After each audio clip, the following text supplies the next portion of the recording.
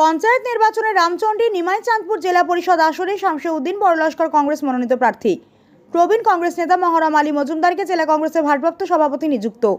আসন্ন পঞ্চায়েত নির্বাচনে হাইলাকান্দি জেলার রামচন্ডী নিমাইচাঁদপুর জেলা পরিষদ আসনে ভারতের জাতীয় কংগ্রেসের পক্ষ থেকে দলের জেলা সভাপতি শামসুদ্দিন বড়লস্করকে প্রার্থী হিসেবে মনোনীত করা হয়েছে। এই প্রেক্ষিতে তিনি দলের জেলা সভাপতির দায়িত্ব থেকে সাময়িক অব্যাহতি নিয়ে নির্বাচনী প্রস্তুতিতে মনোনিবেশ করবেন। প্রবীণ কংগ্রেস নেতা মহরম আলী মজুমদারকে হাইলাকান্দি জেলা কংগ্রেস কমিটির ভারপ্রাপ্ত সভাপতির দায়িত্ব অর্পণ করা হয়েছে। তিনি এখন থেকে দলের দৈনন্দিন কার্যক্রম এবং নির্বাচনী পরিকল্পনা দেখভাল করবেন। মঙ্গলবার হাইলাকান্দি কংগ্রেস ভবনে এক জরুরি বৈঠকের আয়োজন করা হয়, যেখানে পঞ্চায়েত নির্বাচনে জেলার বিভিন্ন আসনে কংগ্রেস মনোনীত প্রার্থীদের নিয়ে গুরুত্বপূর্ণ আলোচনা করা হয়। বৈঠক শেষে সাংবাদিকদের মুখোমুখি হয়ে শামসুদ্দিন বড়লস্কর জানান, দল আমাকে প্রার্থী হিসেবে মনোনীত করেছে, এই আমার জন্য গর্বের বিষয়। আমি মানুষের আস্থা ভালোবাসাকে সঙ্গে নিয়ে এই নির্বাচন লড়তে প্রস্তুত। পাশাপাশি দলের সাংগঠনিক দায়িত্ব যিনি সামলাবেন সেই মহরম আলী মজুমদার একজন দক্ষ নেতা। তার নেতৃত্বে দলের কার্যক্রম আরও গতিশীল হবে। এ সময় তিনি দলের সকল স্তরের নেতাকর্মীদের একযোগে কাজ করার আহ্বান জানান এবং আশাবাদ ব্যক্ত করেন যে কংগ্রেস আগামী পঞ্চায়েত নির্বাচনে শক্তিশালী ফলাফল অর্জন করবে। হাইলাকান্দি থেকে মোস্তফা আহমেদ মজুমদারের রিপোর্ট। জেলা কংগ্রেসের কমিটির সঙ্গে জেলা পরিষদের সদস্য কংগ্রেসের এবং এমপি মেম্বারদের সর্বস্তর সবাইকে নিয়ে আজকে একটা সমাবেশী সভায় সর্বসম্মত সিদ্ধান্ত হয়েছে। সেই সিদ্ধান্ত আমি আপনাদেরকে বলছি।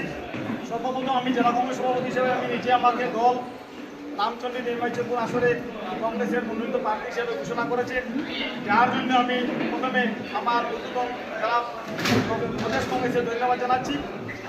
সেই হিসাবে আজকে আমি যেহেতু আমি জেলা পরিষদ ক্যান্ডিডেট, জেলা সভাপতি হিসাবে বিভিন্ন দায়িত্ব আছে, যেমন আজকে প্রত্যেকদিন আমার জেলা পরিষদের অফিসে সার্কল অফিসে ব্লক কমিটিতে যেতে হয়, যার জন্য আমি আমার নিজের সমস্যা সময় দিতে পারি নাই। যার জন্য আমি সিদ্ধান্ত নিয়েছি প্রদেশ কংগ্রেসের সঙ্গে যোগাযোগ করে যে ভারপ্রাপ্ত সভাপতি হিসাবে আগন্ত পঞ্চায়েত নির্বাচন শেষ না হওয়া পর্যন্ত রেজাল্ট পর্যন্ত ভারপ্রাপ্ত সভাপতি হিসাবে আমি মহরম আলী মজুমদারের নাম হাউসে সমর্থন করেছে। যার জন্য আমি মহরম আলী মজুমদারকে আজই ওনাকে আমি দায়িত্ব সঁপে দেব। এবং দ্বিতীয় কথা হলো যে আমাদের এই ক্যাম্পেইন কমিটিতে আরও 3 জন কনভেনার নিয়োগ করা হয়েছে। নুরুল আলী মজুমদার, মনোজ মোহন দেব, ডালিমুদ্দিন লস্কর, তাদেরকে নিয়োগ করা হয়েছে।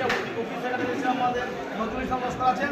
সেই হিসাবে আমাদের এই সিদ্ধান্ত হয়েছে এবং আমরা আগত নির্বাচনে কীভাবে বিভিন্ন ব্লক ভিত্তিক না মণ্ডল ভিত্তিক না জেলা পরিষদ ভিত্তিক আমরা কিছুটা ক্যাম্পেইন মুক্তি করা হবে, সেটা মহরম আলী মজুমদারের নেতৃত্ব করা হবে।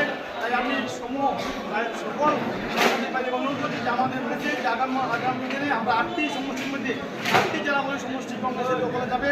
উমেদনগর রাজ্যসভা জেলা পরিষদ কে রবীন্দ্র সিং, আপনারা দেখবেন কে রবীন্দ্র সিং জিতবে। বাগছড়া, কাঠবিছড়া এবং আমাদের নিত্যানন্দ আমাদের মাটিজুরি মাটিজুরি সমষ্টি জিতবে, যেটা আপনারা কল্পনা করতে পারবেন না। হ্যাঁ, সেই হিসাবে বিভিন্ন আসনে কংগ্রেস যে রেজাল্ট করবে তারা দেখবেন এবং বিভিন্ন অভিযোগ এসেছে অর্থের বিনিময়ে, সেটাও আমি খণ্ডন করছি।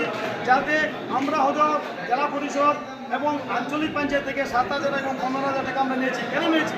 আমরা সেটা ডোনেশন হিসেবে নিয়েছি, যার জন্য আজকে অনেক বিদ্রোহ হচ্ছে।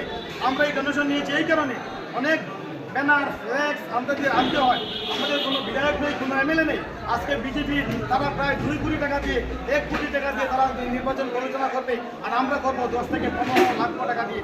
কারণ আমাদের যে অর্থ এসেছে সেই অর্থ দিয়ে আমরা ব্যানার পোস্টার আনবো।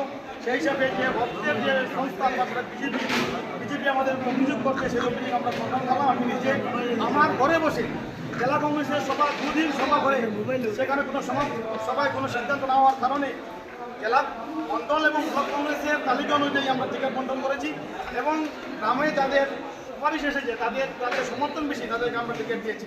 এবং বিগত লোকসভা নির্বাচন আপনারা দেখেছেন, হাফিজ রশিদ আহমেদ চৌধুরী সাহেবের সময়ও বলা হয়েছে যে অর্থের বিনিময়ে টিকিট দেওয়া হচ্ছে, জেলা কংগ্রেস অর্থ নিয়েছে। হাফিজ রশিদ আহমেদ চৌধুরী বিনা পয়সা টিকিট পেয়েছেন এবং আমার জেলা যুব কংগ্রেস তাদের বিরোধিতায় হিমন্ত বিশ্ব শর্মা, সিদ্দিক এবং কমলাঙ্ক তাদের বিরোধিতায় আমরা লোকসভা নির্বাচনে হেরেছি।